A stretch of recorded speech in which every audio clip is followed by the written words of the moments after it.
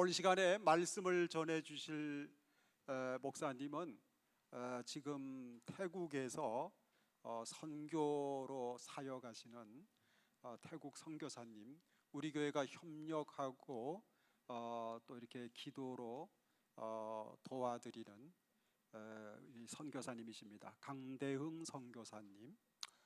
강대흥 선교사님은 우리 총회 GMS라고, 그 총회 GMS 세계 선교회인데, 그 세계 선교회 사무총장으로 그렇게 활약도 하시고, 지금은 사모님과 함께 태국에서 우리 후배 선교사님들을 격려하고 또 가르치고 또 새 힘을 주어서 선교 사역에 잘 이바지할 수 있도록 막강한 영향력을 발휘하고 계시는 아주 훌륭한 선교사님이십니다.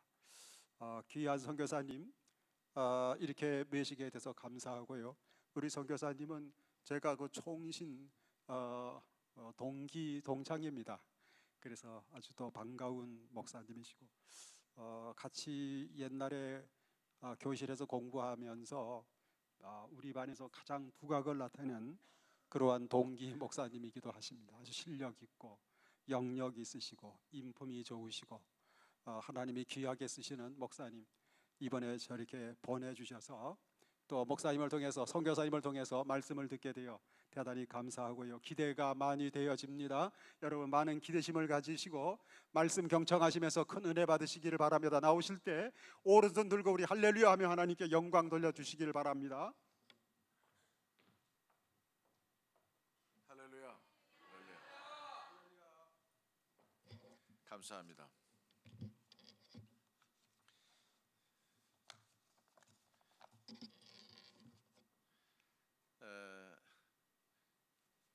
제가 이제 한국에 4월에 행사가 있다 나왔다가 이제 코로나 때문에 지금 못 들어가고 있습니다. 아마 7월 17일 날 돌아가려고 다 준비를 하고 있는데 대한항공에서 비행기가 캔슬될 수도 있고, 또 지금은 그 태국 대사관에서 허락을 받아야 이제 들어갈 수가 있는데, 이제 태국 대사관에서 또 허락을 해줄지, 그래서 이런 고민 가운데 있어서 여러분들이 기도를 해주시기를 부탁을 드리고요. 우리 김용수 목사님 섬기시는 교회 이렇게 왔는데 죄송합니다. 저는 고속도로 내려가지고 왔는데 서문교회가 이렇게 있는 거예요. 그냥 그 내 마음속에 아니 이렇게 현대식 교회가 아닐 텐데 속으로 생각을 하면서 한참 갔습니다. 그래서 내비도 또 이게 일로 가란 얘기도 안 하고 그래서 한참 가다가 이제 돌아서 이렇게 왔는데, 정말 서울에서도 보기 힘든 이런 그 상당히 모던한 예배당을 하나님이 허락해 주셨네요. 너무나 감사하고요. 깜짝 놀랐어요. 사실은요, 깜짝 놀랐고, 이 안동이 상당히 보수적이고 그런데 예배당을 이렇게 모던하게 보수성이 별로 없는 이렇게 예배당을 가지셨는데, 그래도 들어오니까 얼마나 좋은지, 이 계단에 금같이 다 이렇게 붙여놔가지고 그것도 아주 올라올 때 천국길을 걷는 것 같은 느낌이 있어가지고 아주 참 좋았습니다. 제가 오늘 목사님께서 허락해 주셨는데, 요즘에 선교사에게 주일날 아침에 이 강대상에서 설교하라는 교회도 없고, 또 이제 저희가 나이가 많다 보니까 이제 얼마 안 있으면 이제 저희가 또 은퇴하잖아요. 이렇게 젊어 보여도 제가 나이가 김용수 목사님하고 동갑일 겁니다. 그래서 목사님 보니까 내가 죄송해가지고, 선교사가 비쩍 말라야 되는데 목사님은 영성이 많은 것 같고 선교사가 이렇게 근데 40년 전에도 이랬어요. 40년 전에도 우리 대학 다닐 때도 이러고 신학교 다닐 때도 이러고, 지금 제가 입고 있는 옷이요 13년 전에 한국에서 산 옷인데요, 로가디스.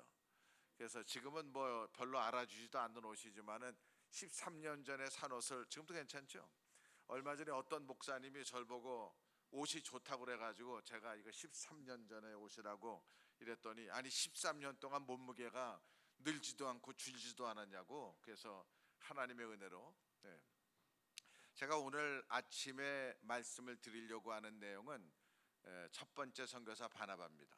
그래서 우리가 바울에 대해서는 잘 알고 있잖아요. 그래서 성경에서 바나바가 어떻게 역할을 했는지를 이제 살펴보고요.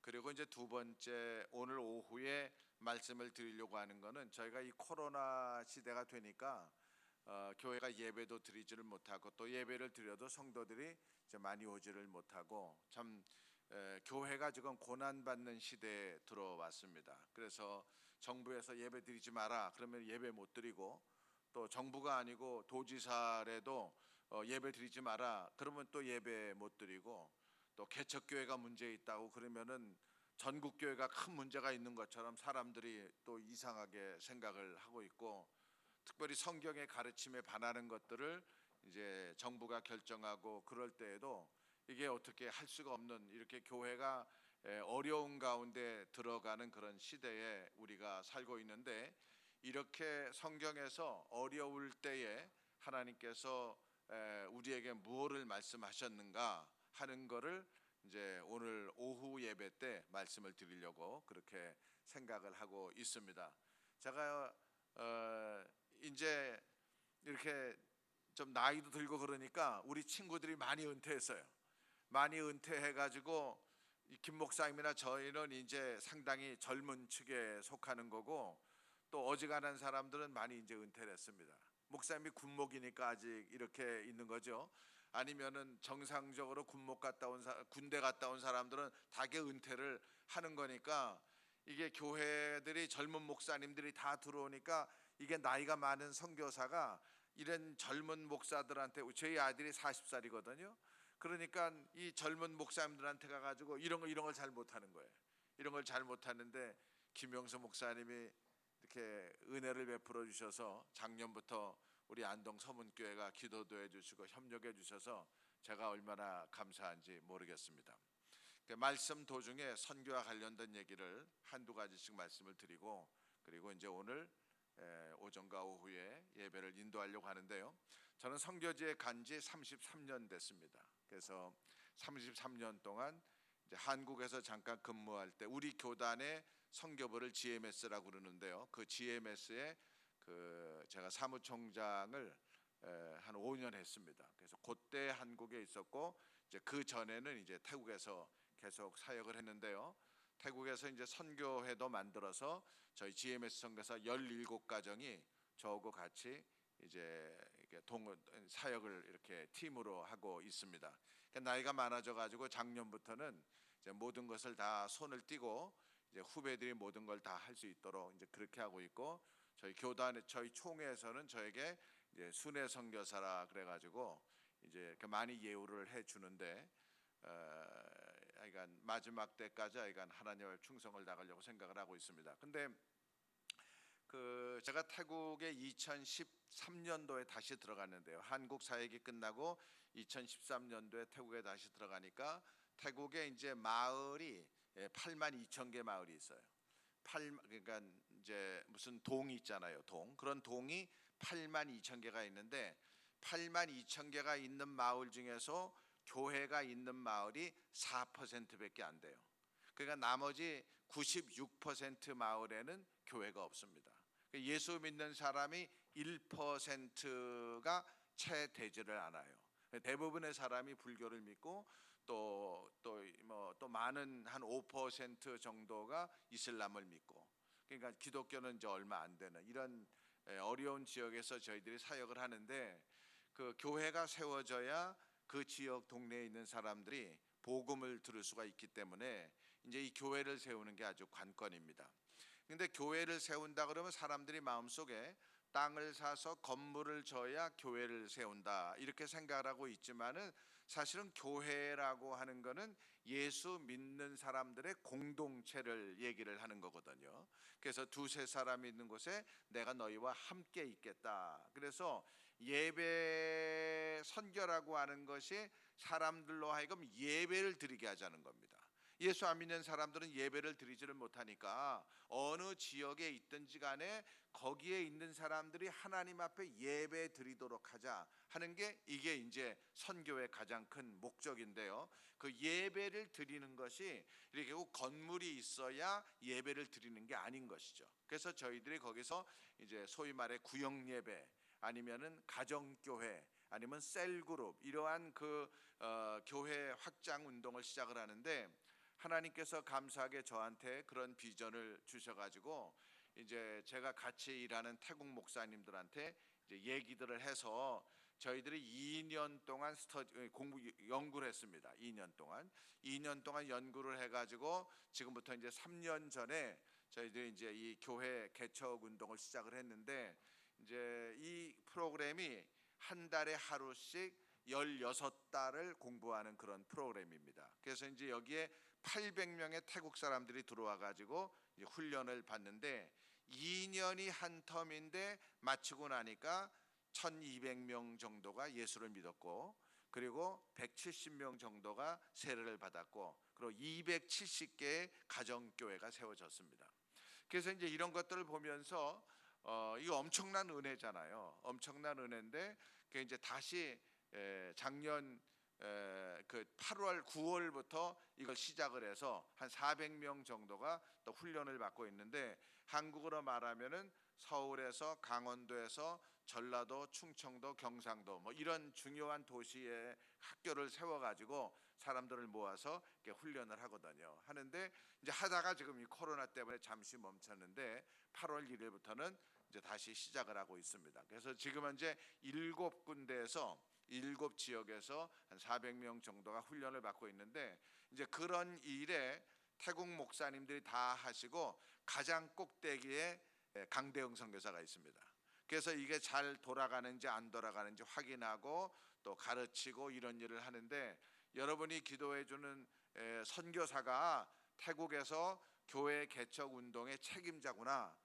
그런데 이제 땅 사서 건물 지는 건 아니지만은 마을마다 예배 처소를 이렇게 자기 집에서 예배를 드리든가 아니면은 뭐 노인정에서 예배를 드리든가 동사무소에서 예배를 드리든가 어떤 분 회사 자기 사무실에서 예배를 드리든가 이렇게 해서 이제 예배를 주일 말고 다른 날 이렇게 예배를 드리는 이제 그런 운동을 이제 제가 하고 있는 사역 중에 하나가 이제 그런 사역입니다. 또 나머지는 또 오후에 또 설교 중간에 잠깐 말씀을 드리겠고요.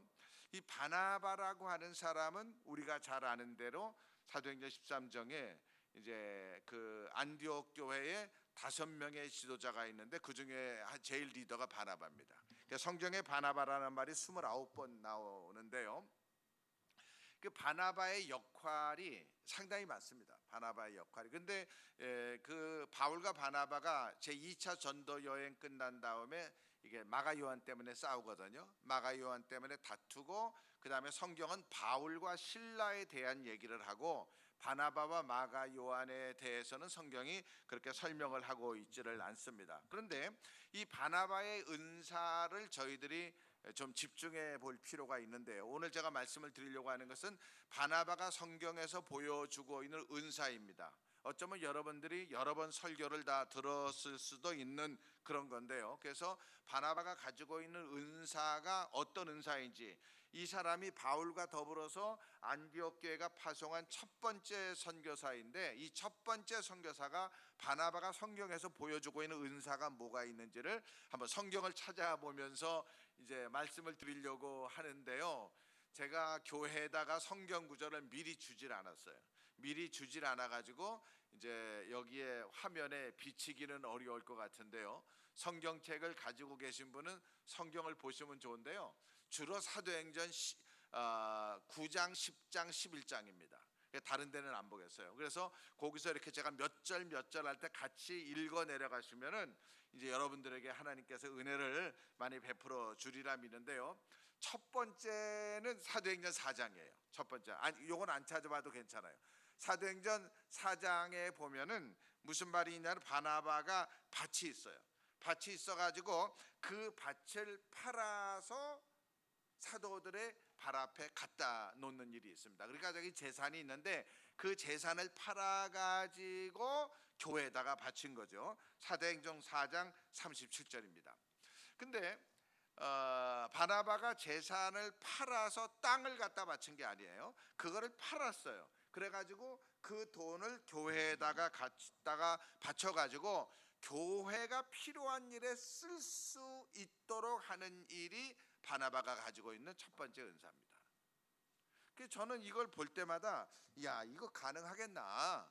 우리가 무슨 뭐 재산이 있는데 이거를 갖다가 교회가 필요로 한 일에 그걸 팔아가지고 헌금을 해서 교회가 그런 일을 감당하게 할 수 있도록 이게 쉬운 일인가? 이거 아니거든요. 그리고 이런 일에 바나바는 모범을 보인 사람이죠. 두 번째는 바나바는 안디옥 교회 리더입니다. 사도행전 13장인데요. 사도행전 13장 1절을 보면은 안디옥 교회에 선지자들과 교사들이 있으니 곧 바나바와 니게르라고 하는 시므온과, 니게르라고 하는 말은 피부가 검다는 얘기입니다. 니그로 이런 말이거든요. 거기 5명이 나오는 거예요. 5명이 나오는데 그 중에 첫 번째 사람이 바나바입니다. 근데 이 바나바가 안디옥 교회를 개척한 거나 마찬가지거든요.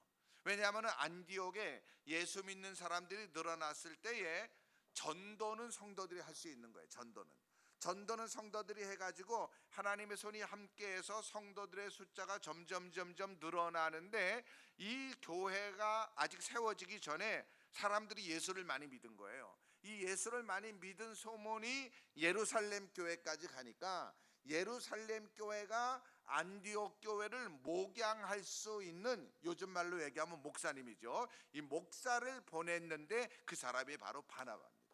그러니까 이 바나바는 안디옥 교회의 리더라고 말할 수가 있는 거고 안디옥 교회 목사인 거죠. 팀 사역을 같이 했는데 5명의 목회자 이름이 거기에 나오는 겁니다. 근데 목사로서 바나바가, 담임 목회자로서 바나바가 이 안디옥 교회에서 한 사역이 뭐냐? 이것도 중요한 거예요. 이 사역이 2절 말씀에 있는데요. 2절 두 가지입니다. 첫째는 주를 섬겼다, 이 말인데요. 주를 섬겼다는 말이 영어 성경을 보면은 워십했다, 예배 드렸다는 말입니다. 그러니까 예배 드리는 일에 아주 힘을 썼고요. 두 번째는 금식할 때에, 이런 말이 있습니다. 그러니까 기도하는 일에 힘쓴 거죠. 그래서 교회가 예배 드리는 일에 힘쓰고 기도하는 일에 힘쓸 때에 어떤 일이 벌어나죠? 다 같이 읽겠습니다. 시작. 성령이 이르시되, 성령의 음성을 듣습니다. 그러니까 교회가 예배 드리는 일에 열심내고 기도하는 일에 열심낼 때에 성령이 이르시되, 우리가 어쩌면 예배를 드릴 때에 우리 목사님 말씀 전하실 때에 성도들이 들을 때에 동시에 마음에 어떤 생각이 들 수도 있고 그 음성이, 목사님의 설교 말씀이 하나님이 나에게 주시는 말씀과 같은 느낌을 가질 수가 있는데요, 성령께서 나에게 말씀하셨다 이렇게 말하면은 이단이 됩니다. 이렇게 말하면. 그러나 내 마음에 감동이 생기는 거예요. 하나님의 말씀을 들을 때 갑자기 어떤 생각이 내 마음에 떠올라서 감동이 생긴 거는 어쩌면 하나님께서 나에게 주시는 생각일 수도 있는 것이죠. 그래서 이 안디옥 교회의 바나바는 교회가 예배 드리는 일에 열심을 내도록 목회를 했습니다. 또 이 바나바는 성도들이 기도하는 일에 열심을 내도록 목회를 한 것입니다. 그 다음에 이 너무 열심히 하니까 성령이 말씀하시잖아요. 성령이 말씀하셔가지고 내가 택한 사람을 선교사로 보내라, 이래가지고 바울과 바나바가 안디옥 교회 파송을 받아서 선교사로 이게 나가게 된 겁니다. 그 다음에 세 번째는요, 바나바는 어떤 사람이냐? 사도행전 11장 24절입니다. 24절 우리 한번 다 같이 읽어보실까요? 24절 말씀 시작. 바나바는 착한 사람이요 성령과 믿음이 충만한 사람이라. 그러니까 바나바는 착한 사람이고 성령과 믿음이 충만한 사람이에요. 근데 이 착하다는 말은요, 이게 한국 사이가 좀 이상해서 음식값이 싸면은 음식값이 착하다 이렇게 얘기를 해요. 그 다음에 뭐 옷값이 싸면은 옷값이 착하다, 이 그런 뜻이 아니거든요. 그 지금은 어떤 사람이 착하다 그러면은 그 사람이 좀 바보 같다는 뜻인 것 같아요. 그러나 원래 성경이 얘기하는 착화되는 거는 정말 중요한 거, 착한 거죠. 그래서 신구약 성경 전체 성경이 누구누구는 착하다 이렇게 말한 사람은 바나바 한 사람밖에 없습니다. 그러니까 이 바나바는 정말 착한 사람이죠. 그리고 이제 마지막으로 제가 말씀을 드리려고 하는 거는요, 오늘 요게 오늘 설교의 키포인트입니다. 이 바나바는요, 남을 세워주는데 은사가 있는 사람이에요. 남을 배려하는데 은사가 있는 사람입니다. 다른 사람을 격려하는데 은사가 있는 사람이고요, 화해하는데 은사가 있는 사람인데, 우리가 성경에 그걸 두 가지를 가지고 살펴볼 수가 있는데요, 첫 번째는 바울이라고 말하는 사울입니다. 여러분, 이 사울에 대해서 잘 아시잖아요. 사울이 사도행전 9장을 보면은요, 사울이 사도행전 8장부터 먼저 볼게요. 7장, 사도행전 7장을 보면은요, 안 보셔도 됩니다. 스데반이 죽습니다. 사도행전 7장이요. 스데반이 죽는데, 이 스데반이 죽을 때에 스데반이 죽도록 만드는 일에 가장 역할을 한 사람이 사울입니다. 우리가 말하는 바울이에요. 그런데 사도행전 7장에 사울을 죽이고 난 다음에도 이 사울이 마음이 시원치가 않아. 더 교회를 박해하고 예수 믿는 사람을 더 죽였으면 좋겠어요. 그래가지고 사도행전 8장에 들어오면은요, 예루살렘 교회를 핍박을 합니다. 예루살렘 교회를 박해를 합니다. 그래서 예루살렘에 있는 사람들이 사도 외에는 다 흩어지는 일이 생기는데요, 사도행전 8장 제가 잠깐 읽습니다. 1절 말씀, 그날에 예루살렘에 있는 교회에 큰 박해가 있어 사도 외에는 다 유대와 사마리아 모든 땅으로 흩어지니라. 근데 그 전에 7장 60절 마지막에 8장 1절이라고 해야 되겠죠. 8장 1절, 사울은 스데반이 죽음 당함을 마땅히 여기더라. 그러니까 스데반을 죽는데도 사울의 역할이 있고, 예루살렘에 예수 믿는 사람을 잡아 죽이는데도 사울의 역할이 있는 겁니다. 근데 그래가지고 예루살렘의 사도 외에는 모든 사람들이 다 도망을 간 거예요. 근데 이거 가지고도 부족해, 사울이. 그래가지고 사도행전 9장에는 가서 어떤 일이 있는지 아세요? 대제사장에게 가서 공문을 청해가지고 어디로 가죠? 다메섹으로 가는 거예요. 다메섹에 가서 그 다메섹에 있는 사람들에게 이제 예수 믿는 사람들을 다 잡아가지고 죽이려고, 사도행전 9장입니다. 1절 말씀이요. 사울이 주의 제자들에 대하여 여전히 위협과 살기가 등등하여 대제사장에게 가서 다메섹 여러 회당에 가져갈 공문을 청하니, 다 같이 시작. 이는 만일 그 도를 따르는 사람을 만나면 남녀를 막론하고 결박하여 예루살렘으로 잡아오려 합니다. 사울이 대단한 사람이죠. 이래가지고 이제 다메섹으로 가는 도중에 사울이 누굴 만났죠? 예수님을 만난 거예요.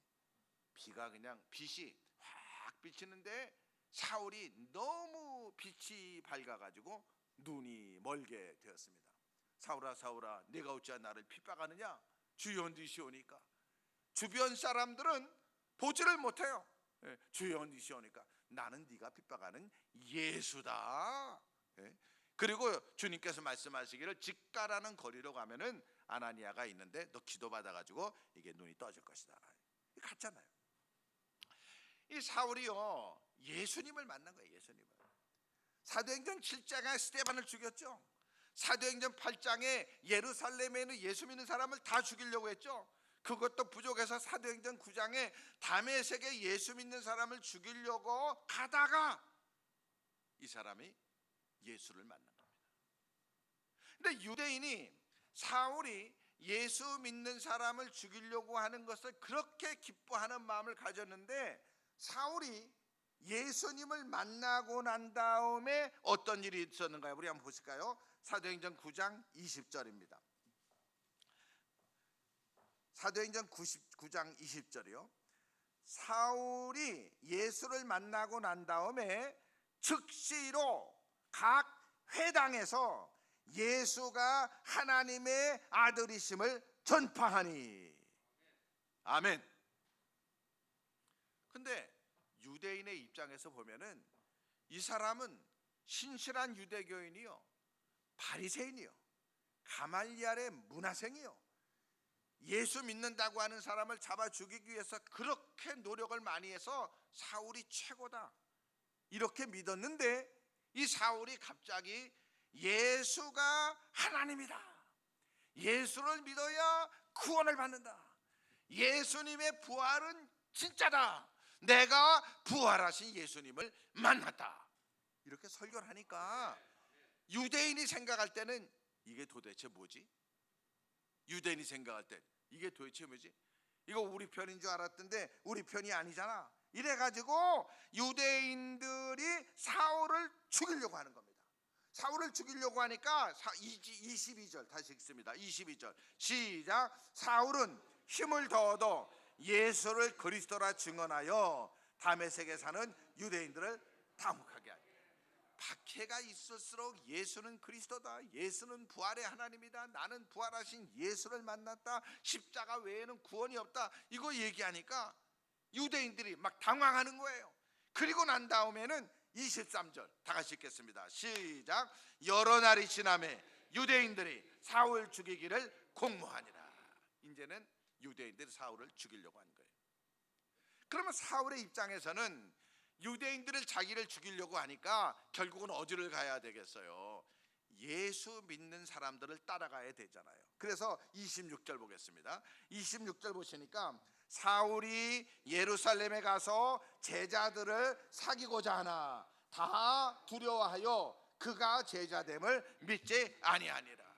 이야, 이게 사울이 얼마나 힘들었겠어요. 유대인들은 저거는 예수쟁이다, 죽이자. 그리고 그러면은 사울이 예수님의 제자들한테 가서 교제하려고 그러고 내가 지금 어려움을 당해서 기도해 달라고 그러는데 예수님의 제자들은 뭐라고 해요? 다 두려워하고 사울이 제자됨을 믿지 않은 거예요. 그러니까 사울은 완전히 샌드위치가 된 거죠. 유대인 편도 아니고 예수님의 제자 편도 아니고. 이렇게 어려웠을 때에 누가 나타나서 사울을 변호하는 겁니다. 그 다음 절을 보시겠습니다. 27절 제일 중요해요. 시작. 바나바가 데리고 사도들에게 가서 그가 길에서 어떻게 주를 보았는지와 주께서 그에게 말씀하신 일과 다메섹에서 그가 어떻게 예수의 이름으로 담대히 말하였는지를 전하니라. 그때부터 사울이 제자들과 함께해서 예루살렘을 출입했다고 그랬습니다. 저는 이 성경 구절을 보면서 만약에 바나바가 그때 사울을 변호해 주지 않았으면 어떻게 이런 일이 있을 수가 있겠는가? 철저하게 변호한 거죠. 그래서 사도행전 그 11장을 보면은요, 그 안디옥에 바나바가 갔을 때에 예수 믿는 사람이 너무 많은 거예요. 많은데 바나바 혼자 목회할 수가 없으니까 그때 사울은 어디 있었냐면 자기 고향 다소에 있었습니다. 그래 바나바가 일부러 다소까지 가서 사울을 데리고 와가지고 안디옥에 와서 1년 동안 성경을 잘 가르쳤더니 사람들이 그들을 가리켜서 예수님의 도를 따르는 사람, 그리스도의 도를 따르는 사람, 그래서 뭐라고 그랬죠? 그리스도인이라고 말한 겁니다. 이 다메섹의 역할이에요. 어려움 당한 사람 세워주고.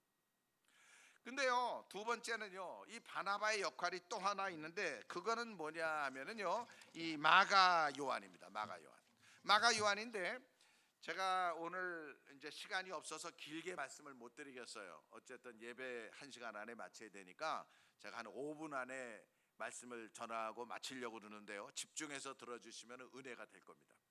근데 요 마가 요한이 예루살렘 교회가 흉년이 들었을 때에 먹고 살 게 없었어요. 그래서 안디옥 교회가 헌금을 해가지고 구제 헌금을 예루살렘에 보낼 때에 바울과 바나바가 가는 겁니다. 그래서 이 헌금을 다 전해주고 돌아올 때에 바나바가 마가 요한을 데리고 돌아오는 거예요. 근데요, 이거 데리고 돌아와가지고 사도행전 13장에 이제 안디옥 교회가 바울과 바나바를 선교사로 보내잖아요. 선교사로 보내는데 성경이 정확하게 설명을 하고 있지는 않습니다. 그러나 13장 13절을 한번 보시겠어요? 사도행전 13장 13절이요. 거기 한번 보시면은요, 다 같이 한번 읽어볼까요? 시작. 바울과 및 동행하는 사람들이 바보에서 배 타고 밤빌리아에 있는 버가에 이르니 요한은 그들에게서 떠나 예루살렘으로 돌아가고. 이게 마가 요한이에요. 이 마가 요한이 1차 전도 여행 중에 돌아간 겁니다. 왜 돌아갔느냐? 그거 모르겠습니다. 성경은 왜 돌아갔는지 설명하고 있지 않지만은 바울과 바나바의 선교팀에 동행하는 사람들이 여러 명이 있었고, 그리고 마가 요한은 수종자로 그들에게 같이 갔거든요. 마가 요한은요, 수종자 같이 가는 건데 이 요한이 돌아간 거죠. 근데 그리고 나서 이제 바울과 바나바가 이제 뭐 어떻게 했다는 말이 없습니다. 1차 전도 여행 다 끝나고 안디옥으로 돌아왔습니다. 그리고 이제 2차 전도 여행을 떠나는데, 2차 전도 여행을 떠날 때에 이 두 사람이 불편한 게 이루어지게 되는데요. 이제 한번 성경을 보실까요? 사도행전 15장 37절입니다. 사도행전 15장 37절. 요거는 2차 전도 여행이에요. 바나바는 마가라 하는 요한도 데리고 가고자 하나. 다 같이 38절 시작. 바울은 밤빌리아에서 자기들을 떠나 함께 일하러 가지 아니한 자를 데리고 가는 것이 옳지 않게 하여, 39절 다 같이 시작. 서로 심히 다투어 피차 갈라서니. 야. 그래서 이 마가 요한이 1차 전도 여행 때 중간에 돌아간 것이 바울과 바나바가 싸운 이유예요. 근데 싸웠는데, 다퉜는데 어느 정도로 싸웠냐 하면은 바울과 바나바가 같이 사역을 못하는 거예요. 그저 예수님의 사랑으로 용서하고, 이 대사도인데 어떻게 좀 사랑으로 용서하고 화합하고 같이 가면 얼마나 좋겠어요. 근데 이게 용서가 안 되는 거예요. 이거 싸우잖아요. 심히 다퉈, 심히 다투고, 그리고 갈라서니. 바나바는 마가를 데리고 바울은 실라를 데리고 떠나갑니다. 이 마가 요한이 그런 사람인 거예요. 바울에게 있어서는 용서 못할 죄인이죠. 하여간 이 마가 요한 때문에 바나바와 바울이 엄청 싸웠잖아요. 이게. 근데 성경을 보면은요, 골로새서 4장 10절입니다. 골로새 4장 10절이요. 또 보세요. 골로새서 4장 10절은요, 이 골로새서는 옥중서신입니다. 바울이 감옥에서 쓴 편지인데요. 에베소서, 빌립보서, 골로새서, 빌레몬서, 이거를 우리가 옥중서신이라 그럽니다. 그 골로새서 4장 10절에 바울이 뭐라고 지금 얘기를 하고 있냐면요, 나와 함께 갇힌 아리스다고와 바나바와 생질 마가와, 이런 말이 있습니다. 그러니까 마가 요한이 바울이 그렇게 싫어하고 안 좋아했던 사람인데, 바울이 감옥에 갇혔을 때에 마가 요한이 같이 있는 거예요. 뭐가 좀 변화가 있는 거죠? 뭐가 변화가 있는 거예요? 뭐가 변화가 있는지 모르겠어요. 성경이 얘기하고 있지는 않아요. 그러나 어쨌든 바울이 감옥에 있을 때 마가 요한이 같이 하는 거죠. 근데 바울이 마가 요한을 싫어하고 1차 전도 여행 때 이렇게 마가 요한이 돌아간 그때고, 요 끝난 다음에 2차 전도 여행 중에 지금 이게 바울이 골로새 감옥에 갇혀서 마가가 나와 함께 있느니라의 시간차는 6년입니다. 6년. 이거 뭐 몇십 년 된 게 아니에요. 6년인데 마가 요한이 나하고 같이 있다, 이렇게 얘기를 하는 거예요. 마가 요한이 바뀌었을까요? 마음이 마가 요한이 회개했을까요? 아니면은 바울이 이렇게 마음이 넓어졌을까요? 성경 하나 더 보겠어요. 디모데후서 4장 11절입니다. 사도 바울이 13권의 성경을 썼는데요, 마지막으로 쓴 성경이 디모데후서이기 때문에 디모데후서가 제일 마지막으로 쓴 건데, 디모데후서 4장이 맨 마지막 장이에요. 그래서 디모데후서 4장을 우리가 바울의 유언장이다, 이렇게 얘기를 합니다. 그러니까 바울의 유언과 같은 게 디모데후서 4장인데요. 11절 한번 보세요. 11절. 이 11절을 보면은 뭐라고 그래요? 내가 죽기 전에 뭐라고 그래요? 마가 요한을 데리고 와라. 저가 나의 일에 유익하니라. 마가 요한을 데리고 오래는 이제 찾는 거예요. 그러면 마가 요한이 바울에게 그렇게 불편한 사람이었는데, 어떻게 바울이 마가 요한을 찾을 정도로 저가 나에게 유익하니라, 마가를 데리고 와라, 자기 지금 죽기 직전에 마가 요한과 같이 있으려고 가는 거잖아요. 어떻게 이런 일이 있을 수가 있겠어요? 근데 다시 사도행전 13장으로 돌아가면은요, 마가 요한 15장이요. 바울과 바나바가 싸운 다음에 바나바는 마가 요한과 같이 떠났거든요. 바울과 실라가 떠났거든요. 근데 성경이 얘기하고 있지는 않지만은 그러나 바나바와 마가 요한이 같이 사역을 한 겁니다. 바나바와 마가 요한이요. 바나바와 마가 요한이 같이 사역을 했으니까 마가 요한이 바나바하고 있으면서 바나바가 훈련을 시킨 거겠죠. 바나바가 훈련을 시켜서 마가 요한한테 이 사람이 제대로 하나님의 사람이 되도록 훈련을 시킨 겁니다. 그래서 마지막에 마가 요한이 바울과 같이 골로새 감옥에도 있고, 그리고 베드로가 죽기 직전에 마가 요한을 데리고 와라, 저가 나의 일에 유익하니라, 이렇게 말하는 거예요. 이게 바나바의 은사입니다. 오늘 제가 여러분에게 말씀을 드리려고 하는 것은 교회에 이런 은사를 가진 분이 많아지기를 바랍니다. 선교 현장에도 이런 은사를 가진 분이 많아져야 되겠고요.